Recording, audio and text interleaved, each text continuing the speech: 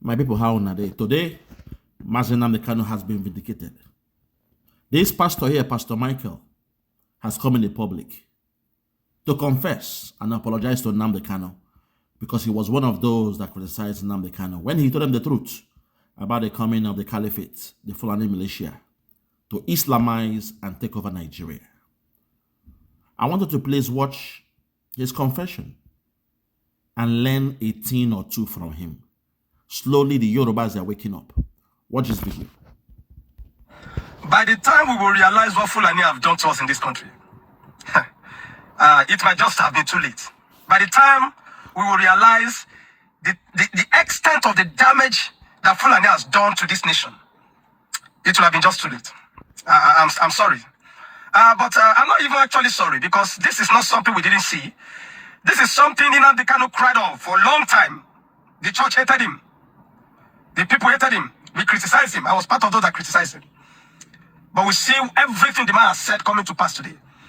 When Fulani went and killed Fatorati's daughter, the late Afenifene reader, when they slaughtered his daughter like a chicken, slaughtered his daughter, the president, Tinubu went there and claimed, where are the cows?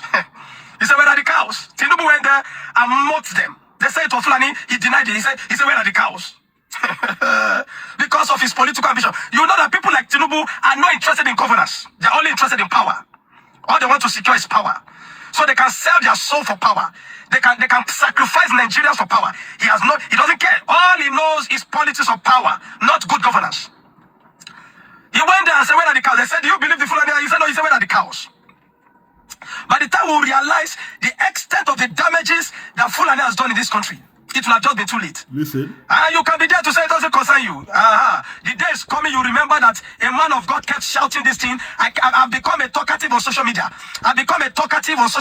I keep talking every now and then. You think I'm playing? You think I just want to do content? Some of you even call me content creator.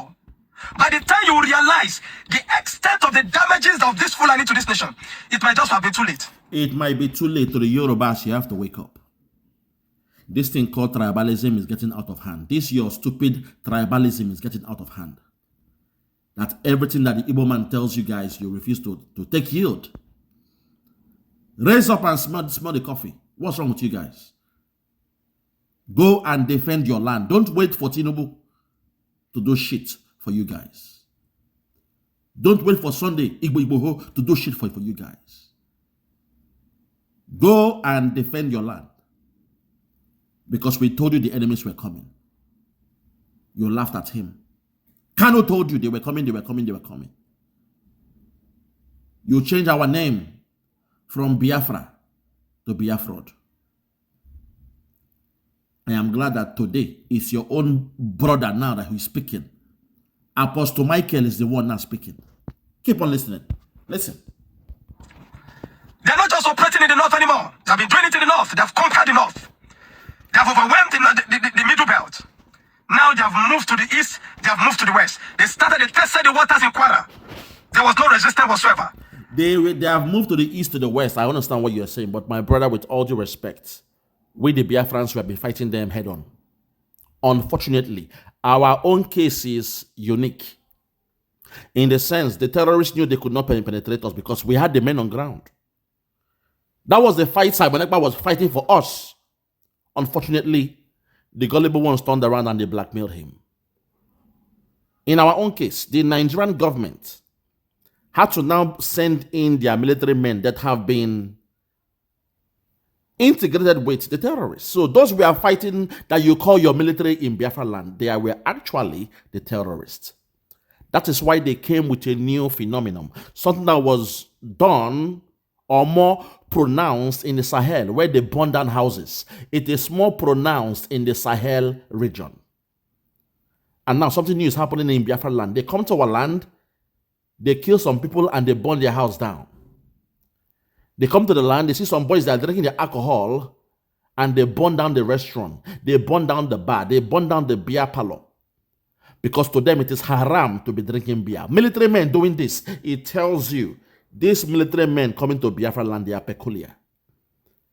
They are the integrated terrorists. And you all know these things, but somehow you You pretend not to see it. You blame Simon Ekpa, you blame Nnamdi Kanu. Some of you even spin the news and you say Simon Ekpa is a killer of his people. You blame Simon Ekpa, you call him, you tag him a killer of his own people. Then I ask the question, if Simon Ekpa is killing his people, then who is the Simon Ekpa of Benue killing their own people? Who is the Simon Ekpa of Plateau killing their own people? Who is the Simon Ekpa of Oyo State killing some people? You see, you guys in the media and all you tribal bigots out there, that when the same thing happening around the whole country, when it happens to Biafra land, you turn this, you spin the news and you blame us. You blame Simon Ekpa that he's the one unaliving his own people. That's a lie from the pit of hell. So to the Yorubas, even though deep inside, I'm not happy with what is happening to you guys right now, all across your territory, your region. But sometimes, that saying that says what is good for the goose is good for the gander. And at least have a taste of what those immediate belt have been going through. Have a taste of what the Biafrans have been trying to warn you guys about. Then I hope you guys will turn a new leaf. Like our brother here now, Pastor Micheal here, who is now confessing his sins and blames, telling you all he was one of those who blamed Nnamdi Kanu. Perhaps he was one of those that also blamed Simon Ekpa. For you all to think that people like us, that we are enjoying life in the Western world. We enjoy life. That was why we left that zoo and we are living life in the Western world. For you all to think that we will now come and kill our own people. Just to protect and exonerate the names of the caliphate. You spin the news and you say Simon Ekpa is a killer of his people. You blame all the deaths happening in Biafra land on Simon Ekpa, on one man. But today I say the chicken has come home to roost. But as the saying goes, we cannot throw away the baby and the bathwater. So we are praying for the Yorubas that you guys will rise up to the occasion and defend your land. Do not wait for Sunday Igboho. He is an illiterate and he's a sellout. Do not wait for Sunday Igboho. He has sold you out. It is time for the real men and women of Yoruba land to rise up and defend yourselves. If not, the caliphate will keep on coming. Tinubu has sold you out. Tinubu has done a deal with Micheal where he promised them 450 grazing routes.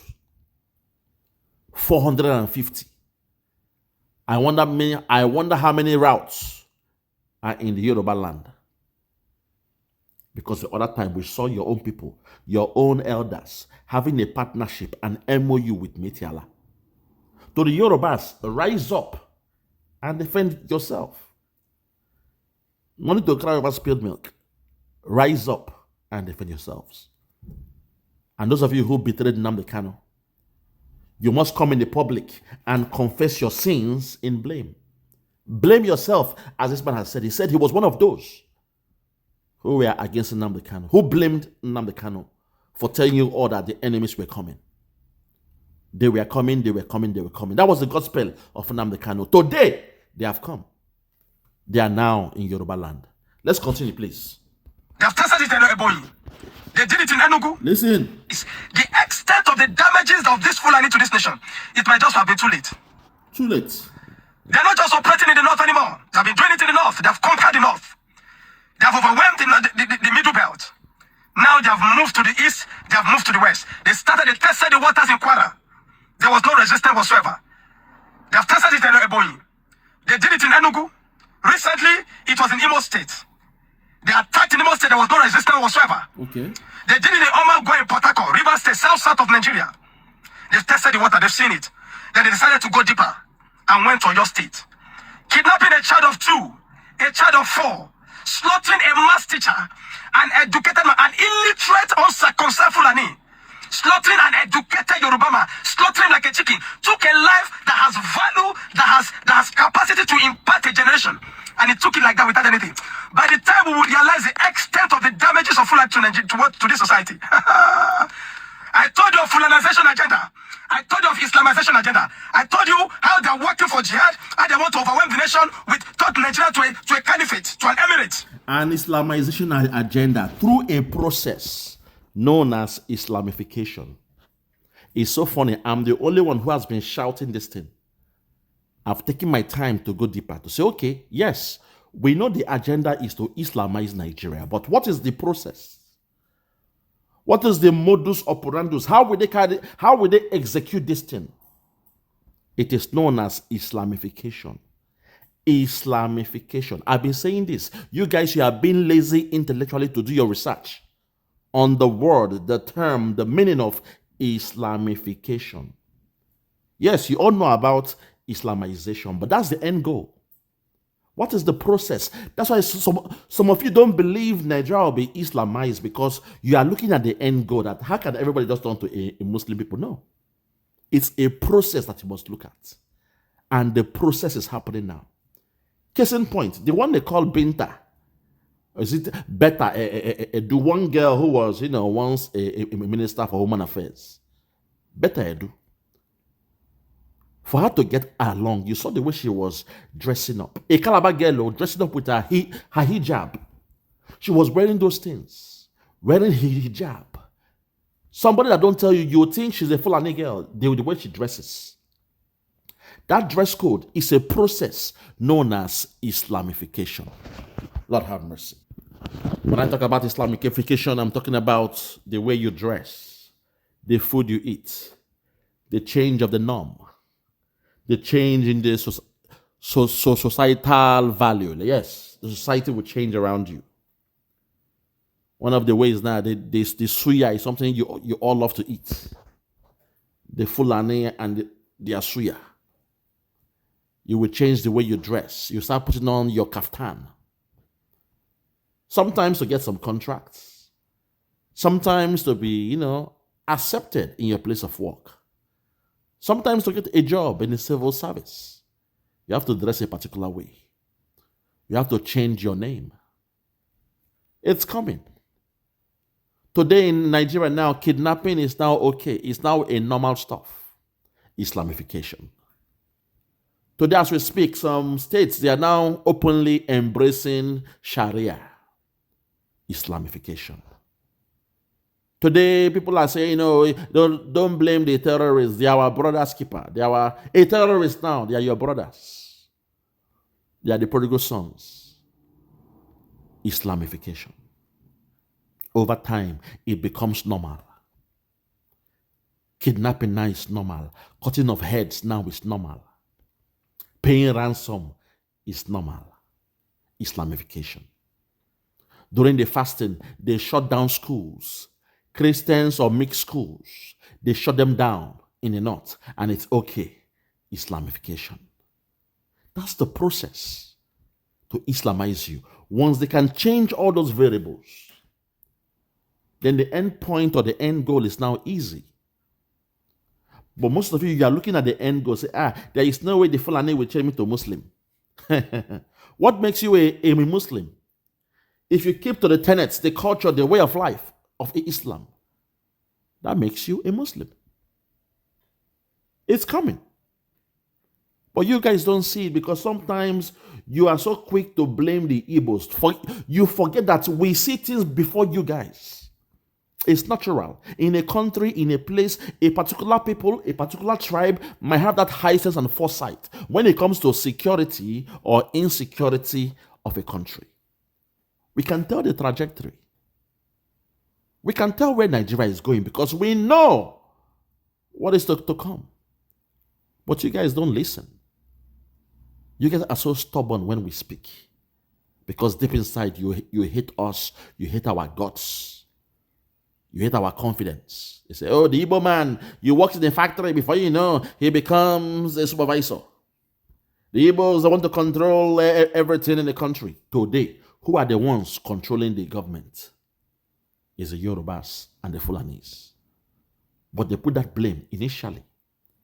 Amadu Bello put the blame on who? The Igbos in the 60s. But today, when you look at it, the Fulanis, they've controlled this country for many a year. And today is the time of the Yorubas. Done by one man you claim to be your president. Still, the zoo is still going down. Still, the Biafrans, we are doing well. Still, the Igbos, they are prospering. Because there's some things that we see that you guys can't see. You are blind to the truth. You've got the speck of tribalism blocking your eyes. That when we speak, you hate on us. Think about it. How can Nnamdi Kanu, a man who exposed what was to come in Nigeria, or what is happening now, he told you all, how come he is the one still languishing in prison? He was sentenced to life imprisonment by a Yoruba judge. How is that possible? Think about it. The one who exposed the caliphate is the one who is spending life imprisonment on 7-count charges. Think about that. That shows the hatred, the envy, the anger they have towards us. But whether you like it or not, you must take this gospel, because the enemies have come, and we shall keep on telling you. If you like, you take yield or not, they will come and consume you if you don't fight and defend yourselves. Keep on doing politics.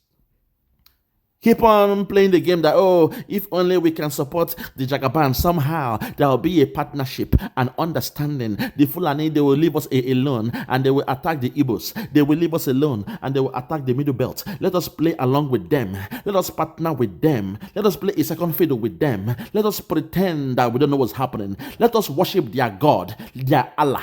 Let us accept Sharia in Yoruba land. Somehow, the Caliphate will see us as their best friends. Those they could trust.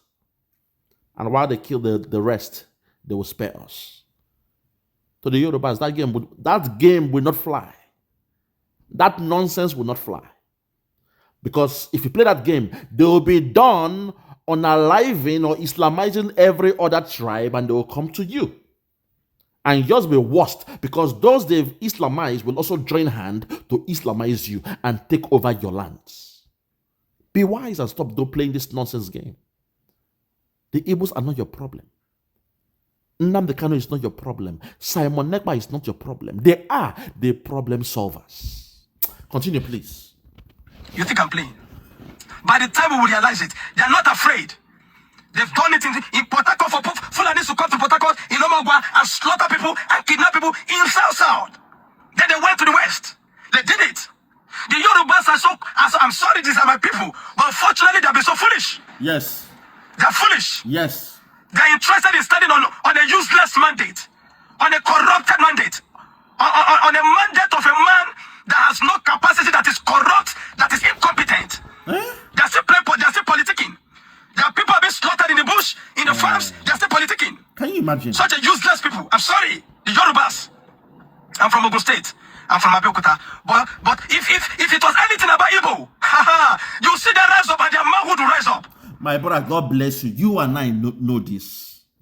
In fact, a Yoruba boy told me, they said he's so ashamed of what's happening because he knows if the Igbos were the terrorists in Nigeria, if the Igbos were the kidnappers in Nigeria, that he knows that all the other tribes, they would have come together, they will bear arms, and they will march down to the southeast to kill every young child, every young Biafran alive.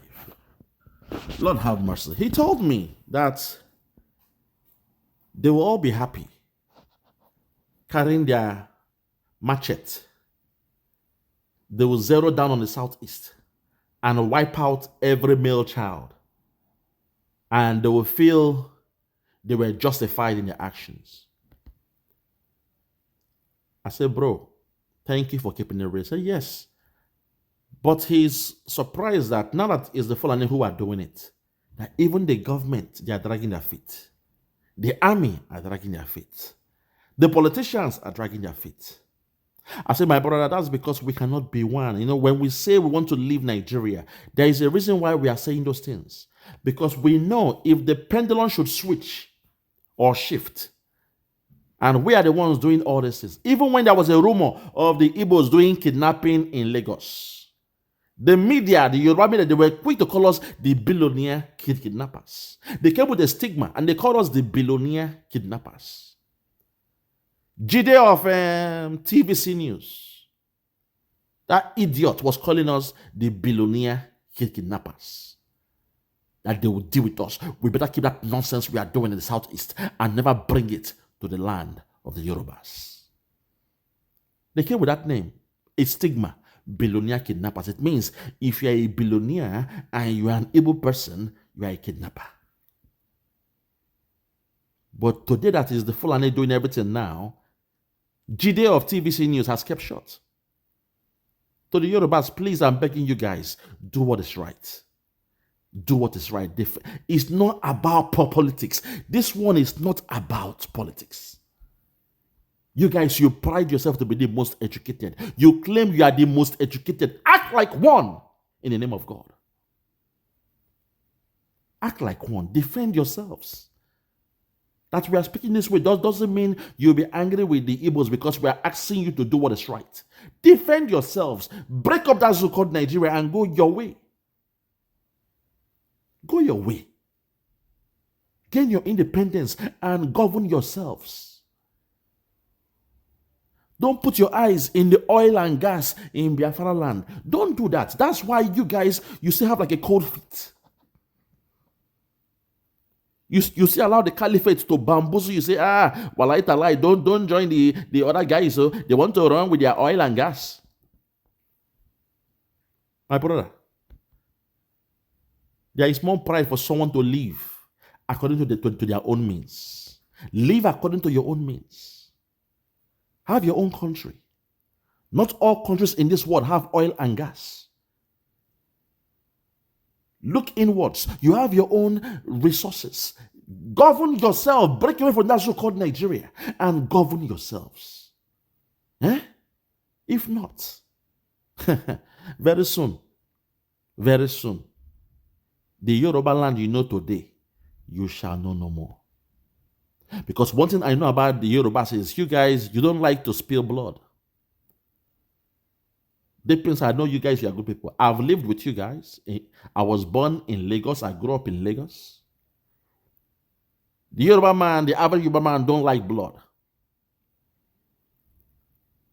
But unfortunately, there is an area in your culture that is causing this problem. That culture that says you must obey your elders at all times. What you have to do is to define what you call an elder. How do you describe who's an elder? Because that's saying that Baba Sokwe, Mama Sokwe, Oba Sokwe, Iya Sokwe, that is the problem you guys have. Once you hear that one, it makes you guys to flip your mind that suddenly somebody who went to school, who knows his wrongs and rights, who knows his left from right, somebody who was functioning in the Western world, doing very well, conforming in the Western world, you will not start becoming a tribal bigot. All because somebody said, Ronu, it's our time, it's Tinubu's time. Tinubu is doing this for himself, his families, and his cronies. But somehow, you guys, you allow the sentiment of one man, one old man who is already a billionaire. Well, when will that idiot steal or eat all the money he has stolen? How much is enough? When is enough? How much more does that man need? An old sick man who has billions. How much is enough to the Yorubas? Why must you allow the caliphate to choose the worst amongst you to represent you when it comes to controlling that so-called Nigeria? The caliphate, they are very, very wise, you know. They are very, very smart. They claim they have a partnership with you guys, but they always choose the worst amongst you to represent you in terms of ruling that so-called Nigeria. A man with a criminal record, a drug baron, a drug dealer is the one representing you guys, and you are doing tribalism for somebody who is a drug dealer. Let that sink into your mind. To the Yorubas, you were educated. You know what drugs does to a family. You know what drugs does to a child, a daughter, a son, a husband, a wife. And somebody who ran away from USA wanted by the CIA. A president who cannot go to America because he's wanted, his files are still open, is the one you are doing tribalism for. The worst amongst you. The worst representation of you, the Yorubas, are the ones you are doing tribalism for. That the enemies are now in your land. They are killing you guys. But the Fulani are banking on tribalism, hoping that you will keep your mouth shut because your brother is in power. You will keep your mouth shut and you will call it politics. They killed a mathematician. Do you know what it means to raise a mathematician in a country, in a state? Those guys are very, very rare. His head was chopped off. And all the Yoruba media, they kept quiet. They kept their mouth shut. Say, no, if we speak, it will be against Tinubu government. So let us not speak. They are bringing Sharia to your land, or your state, or Shun state. No, don't talk about it, though.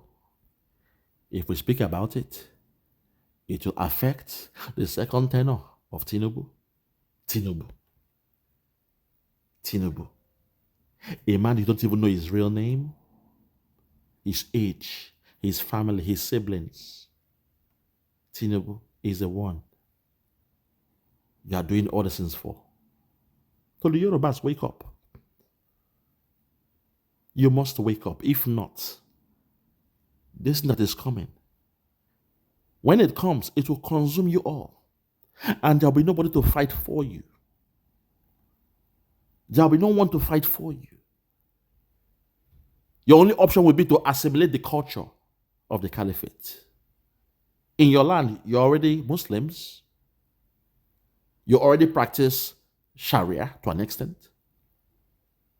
So when they come for you, as they are doing now, no one will be there to defend you guys in your land. So do what is right and free yourselves. Let's continue. A lady put us last time, she wanted to do an art exhibition and she put it Owambe. They came out. The government came out. The SSS came out. They said, no, you are desecrating the Yorubas because you are Igbo. They came out with their manhood. They came out. Their man was charged. They wanted to kill her. They said, we're sure you don't do nothing. You are desecrating the Yoruba tribe. You are desecrating the Yoruba culture. Such a depraved-minded fools, idiots. Depraved-minded idiots. They came out. Their people have been slaughtered. They went to the Orire local government, took children, took men, took women, slaughtered them. Having a child of 2 years old in the dens of kidnapper. What has it? If this is a serious nation, I tell you, if Nigeria is anywhere a serious nation, this nation should be grounded. As it is like this. And call for the resignation nature of the president. But no, when you go on social media, you'll be so amazed at the nonsense that you see online.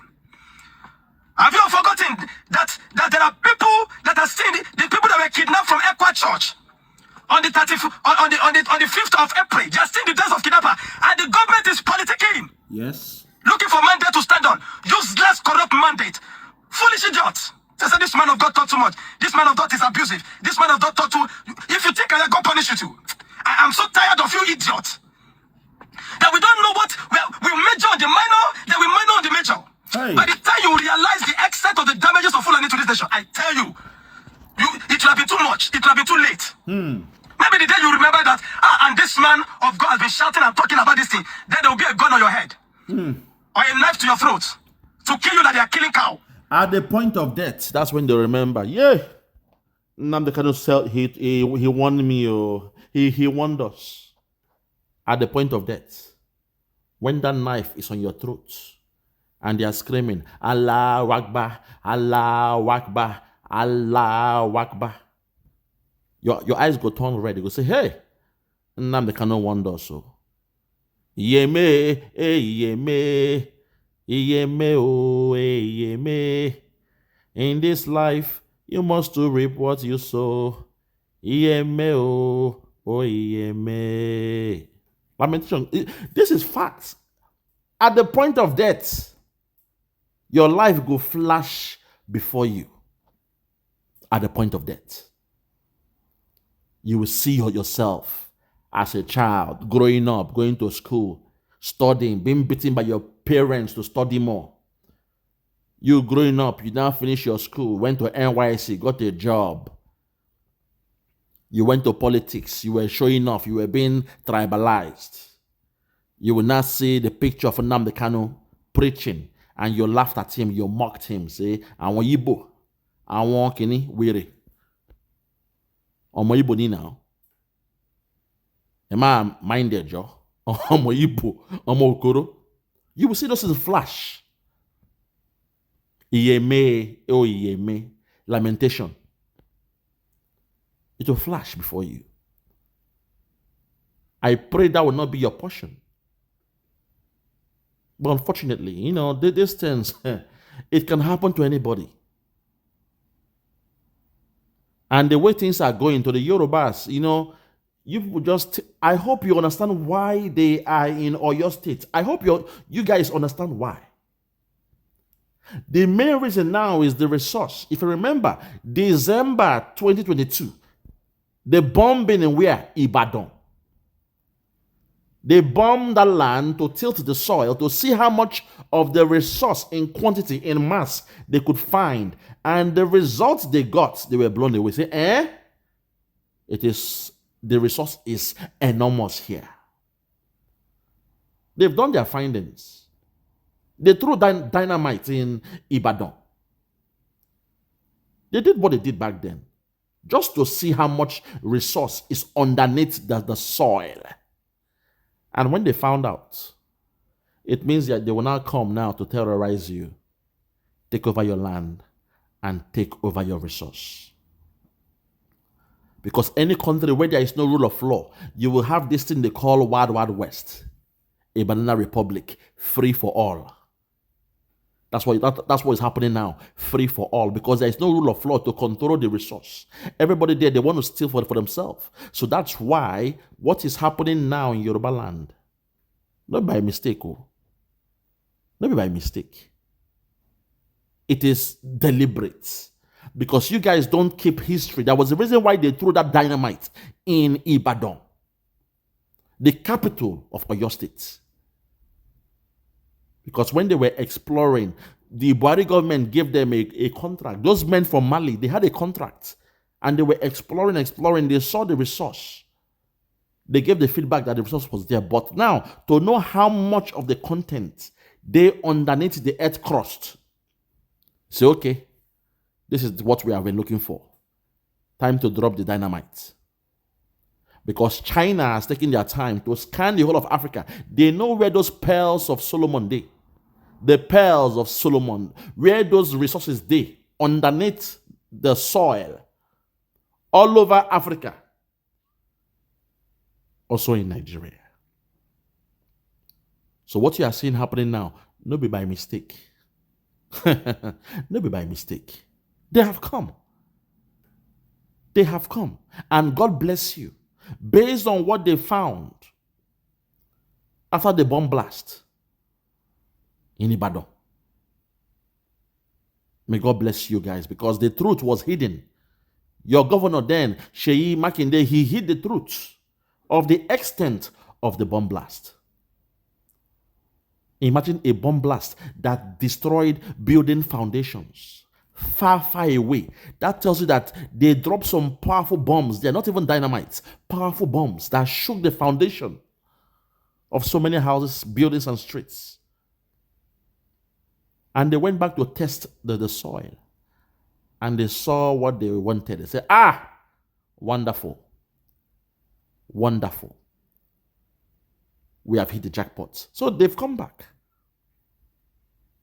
Because if you look at Nigeria, look at the trajectory. Every core area where there is a crisis, there is a resource there. Go and do your research. Please, my brother, wrap it up. You see what we are doing? It will backfire. The Yorubas, they used to call them betrayers. They used to call the Yoruba betrayers. Are you not seeing it?